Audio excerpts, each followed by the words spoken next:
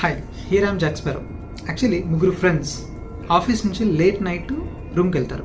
అయితే వాళ్ళు car parking సెల్లార్లో చేసిన తర్వాత రూమ్ వరకు వెళ్ళాలి అంటే లిఫ్ట్లో వెళ్ళాలి. ఎందుకంటే వాళ్ళు ఉండేది 25th ఫ్లోర్లో వాళ్ళు ఉండేది. సో ఇప్పుడు లిఫ్ట్ దగ్గరికి వెళ్ళగానే లిఫ్ట్ బటన్ నొక్కుతుంటే లిఫ్ట్ పని చేయట్లేదు. వాచ్మెన్ అంటాడు లిఫ్ట్ వర్క్లో ఉంది సార్, సర్వీస్లో ఉంది సార్ అని చెప్పి చెప్తారు. సో ఇప్పుడు వాళ్ళకున్న ఆప్షన్ ఏంటి? స్టెప్స్ ద్వారా పైకి వెళ్ళాలి. స్టెప్స్ ద్వారా వెళ్ళాలంటే 25వ అంతస్తు అంటే చాలా టైం తీసుకుంటుంది. అరే బోరింగ్గా ఉంటుంది, మనకు ఇప్పటికీ అలసిపోయినాం, మనం ఆఫీస్లో చాలా హెవీ వర్క్ ఉందని చెప్పేసి అనగానే అందులో ఒకడు మామ నేను కామెడీ స్టోరీ చెప్తా, ఇంకో స్టోరీ చెప్పండి, అట్లా ముగ్గురు 3 స్టోరీల ద్వారా మనం ఈజీగా టైం తీయకుండా పైకి వెళ్ళిపోవచ్చు అని చెప్పేసి అంటాడు. అప్పుడు ఫస్ట్ పర్సన్ ఏం చేస్తారంటే కామెడీ స్టోరీ చెప్తాడు. మంచిగా నవ్వుకుంటూ ఆహ్లాదకరంగా వాళ్ళు 10వ ఫ్లోర్ వరకు వెళ్ళిపోతారు.